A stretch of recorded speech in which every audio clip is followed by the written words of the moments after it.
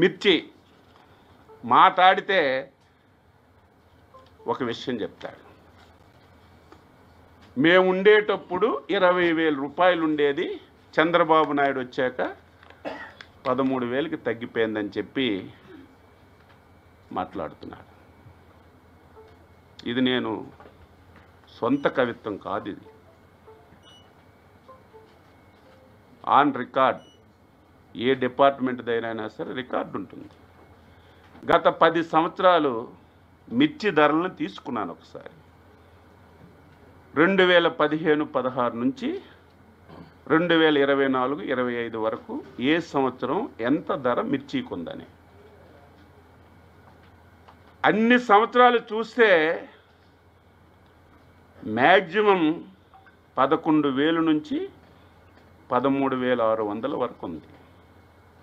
2 సంవత్సరాలు 2022, 23, 24 ఒక సంవత్సరం 20,500, ఒక సంవత్సరం 20,000 ఉంది. ఇది నేను ఏదో 13,000 ఉంది, 14,000 ఉంది, రైతుకి ఇప్పుడు ఇచ్చేస్తున్నామని చెప్పి నేను ప్రభుత్వం తరపున చెప్పడానికి సిద్ధంగా లేను.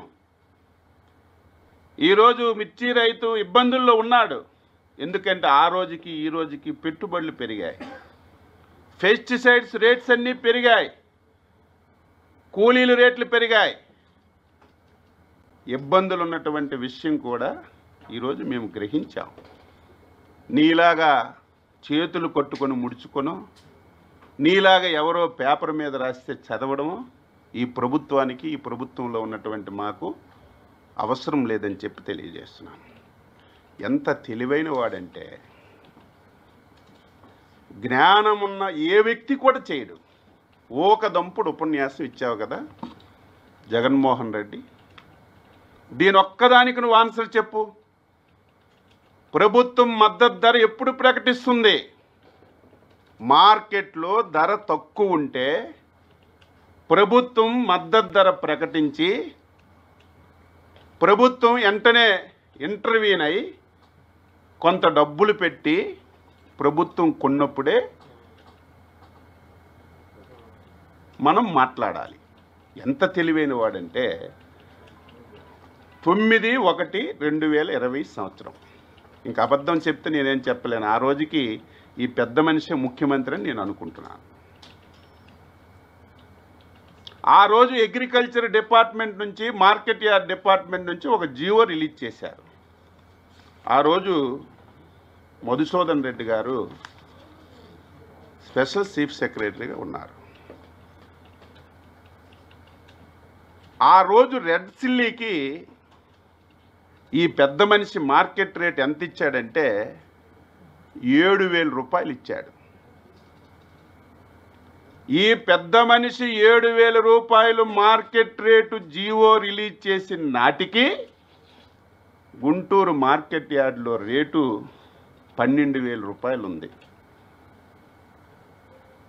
ఇటువంటి పిచ్చి పనులు నువ్వు చేసి, ఇటువంటి దారుణాలు చేసి ఈరోజు రైతు మీద గగ్గోలు పెడుతుంటే ఎవడు నమ్ముతాడని చెప్పి నేను తెలియజేస్తున్నాను. ఈరోజు మేము కూడా ఇంతవరకు మద్దతు ధర పెట్టలేదంటే, మేమేదో ఒక మద్దతు ధర పెడితే మళ్ళీ మార్కెట్లో ప్రాబ్లం వచ్చి గవర్నమెంట్ ఇదే మద్దతు ధర ఇచ్చింది కాబట్టి ఇంతకంటే మేము కొనమని వ్యాపారస్తులు, వర్తకులు అనుకుంటే రైతు ఎంత నష్టపోతాడు?